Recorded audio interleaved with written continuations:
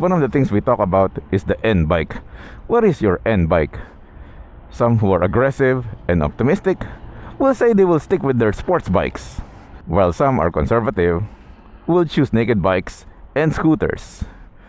And then you got your titos and titas who prefer to hop on their GS and multistradas. And then you got your hardcore riders, the rockers, who would prefer bobbers and cruisers, the classics, bikes that are a perfect marriage of character and power. Hello friends, welcome to another bike feature, and today we have Harley Davidson Softail Heritage Classic 114. Let's go. Woo, what a mouthful.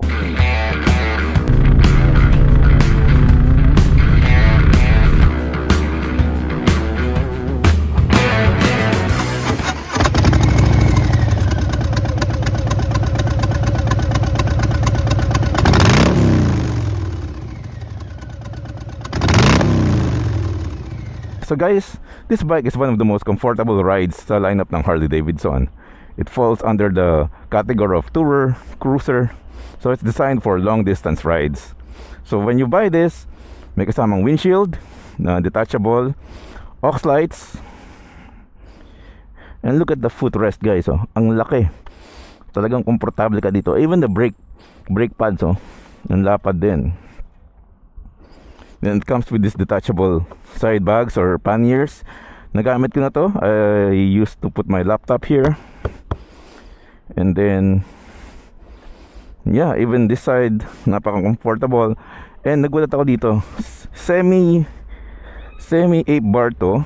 So nung una akala ko mahirap. So nag-adjust din tayo and it adds to the character of the bike. Don't get deceived by this bike. This bike runs on a 1,868 V-twin engine, halos 2,000 na. And get this, 94 horsepower at 161 Newton meters of torque. This badass can ride. Hindi ka maiiwan dito. SRP of this bike is around 1.6-1.7 million. So guys, nagpolo tayo saglit dahil classic bike. We have to dress up for this bike. Yup. At saka mainit din, parang protection mo na rin. We're gonna meet up with some friends. So let's take this baby on the road.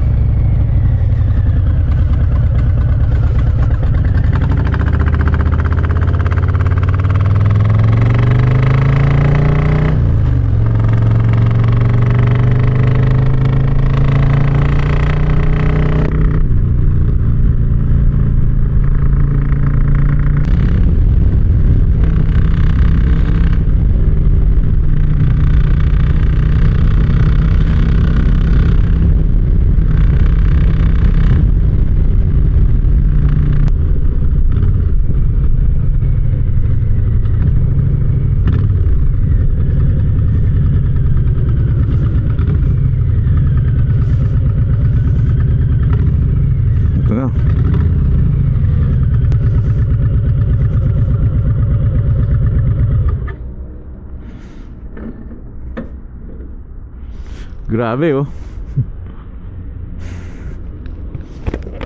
Hello boss. Morning. Pala ng tunog ng gamit.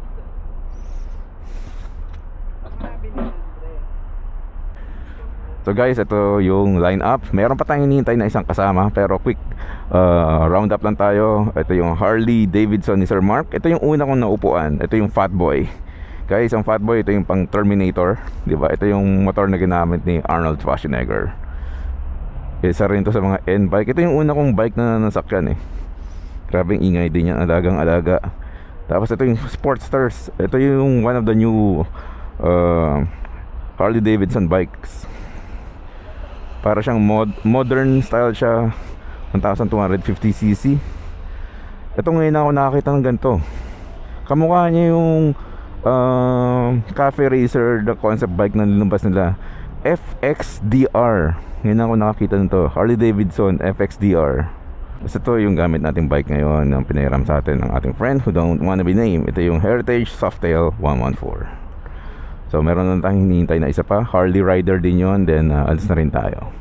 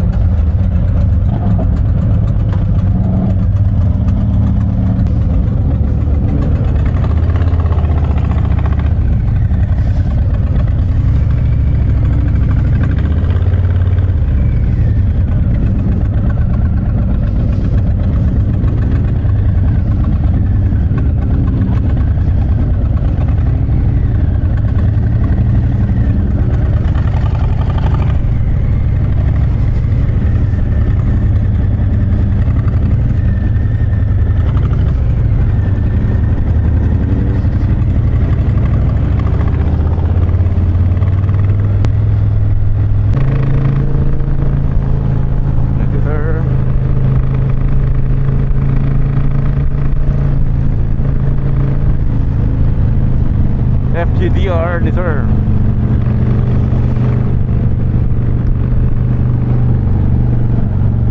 Harley Davidson Sportster.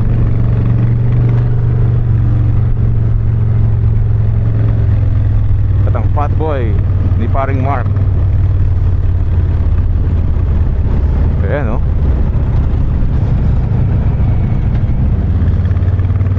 Ayan oh. Grabe ang ganda ng bike na yan oh. Yeah.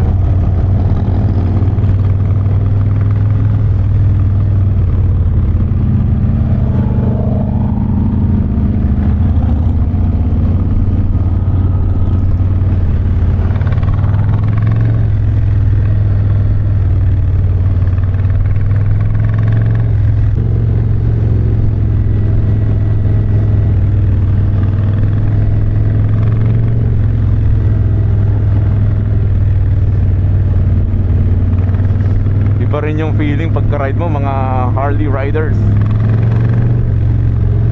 So umalis na tayo, hindi dumating yung isang hinihintay natin. So we are a total of 5 riders.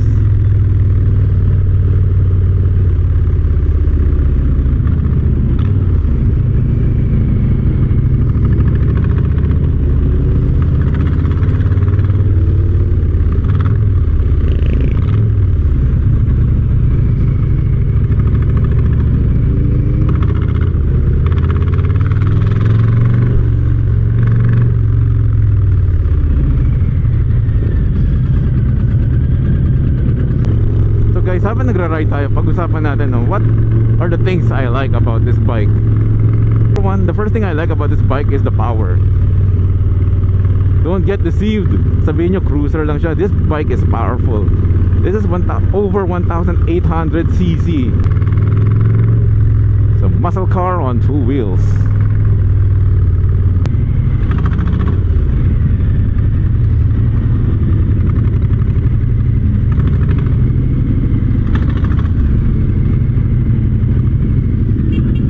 That's the first thing I like about this bike. It's the power. Siyempre iba yung tuning nito. Pero for a cruiser, dang, solid na solid tong motorcycle na to. And adding to the impression of that power is the Vance & Hines exhaust. Napakalakas ng exhaust nito guys. Ang ganda ng tunog. Ganda ng scooter na yun ni ma'am oh. Basilica. Shout out to you ma'am. Ang ganda ng buhok mo kahit naka-helmet ka. Anyway, so yeah, that's the first thing I like about this bike. It's the power.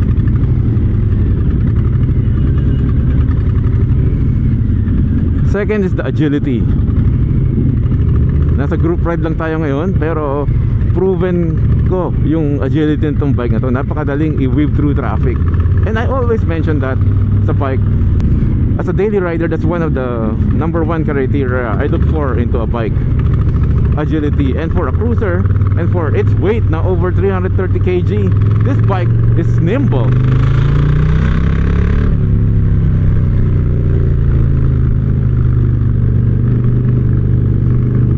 hahatiin to si ma'am eh.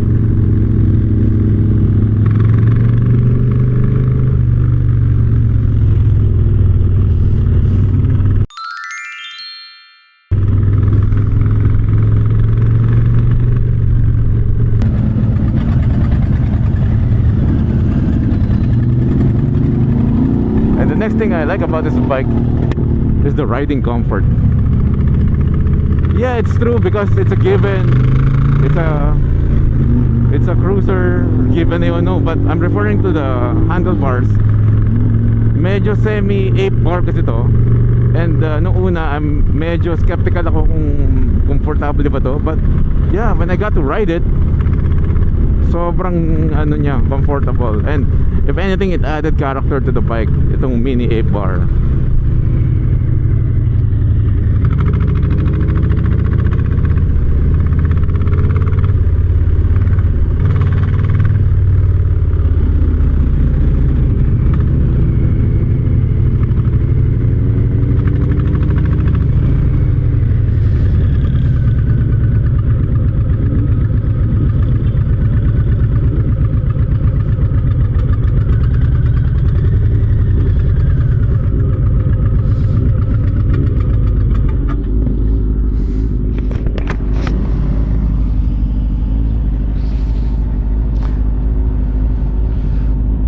So you got the power, you got the agility, you got the riding comfort, and then of course the looks. I don't want to state the obvious, but I have to put it there. This bike is one of the most handsome bikes I've seen.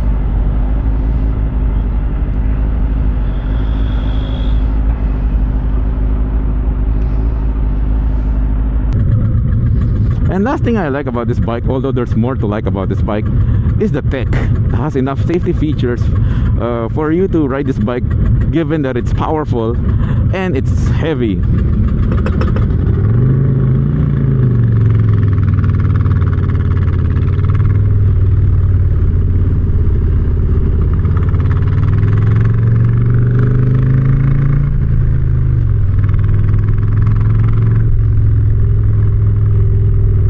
Other things that I like about this bike, pero parang bonus list na lang, is the side panniers.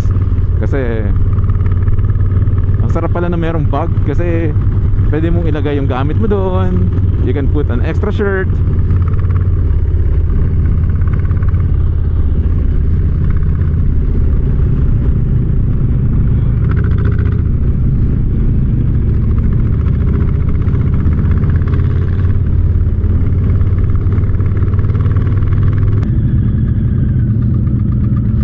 Bukod dun, when you buy this, you're buying the heritage and the culture. What do I don't like about this bike? Ang hirap hanapin ng neutral because of its weight. Hindi kasi siya madaling i-maneuver, unlike other bikes. When you park in gear and you hold on to the clutch, madali mo nang itulak-tulak yung bike. With this one, you have to find the neutral, which is so hard to find. And once you find it, that's the only time you can push your bike around sa mga parking. And pushing this around is not easy kahit naka-neutral. It's so freaking heavy. Lalo na pag hindi ka naka-neutral, kahit mag-clutch in ka. Super heavy this bike pagdating sa parking. So yeah, that's the thing I don't like about this bike, is ang hirap hanapin yung neutral and its weight.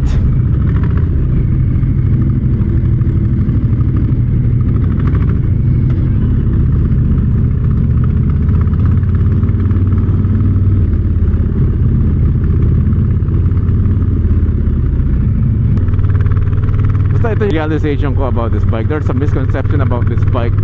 If you guys have the resources, even at a young age, buy this bike.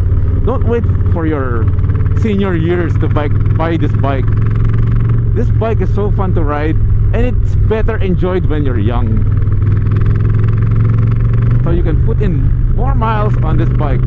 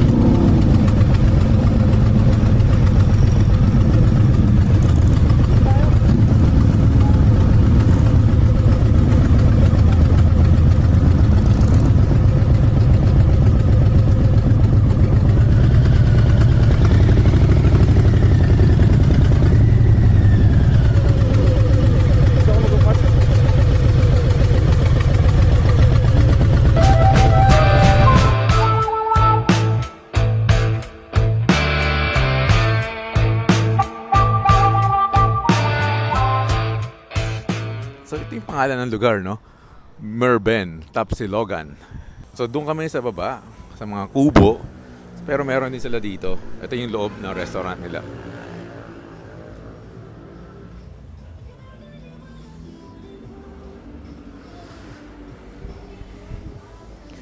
Malamig ngayon sa Tagaytay, actually.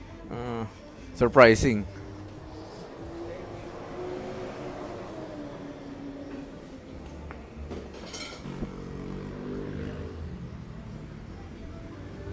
Kasi the past days, mainit na dito eh.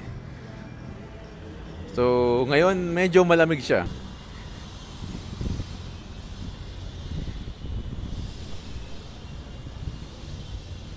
Yung mga Harley bikes. Saka isang Honda. Grabe itong FXDR. Oh. Ngayon ako nakakita ng ganyan.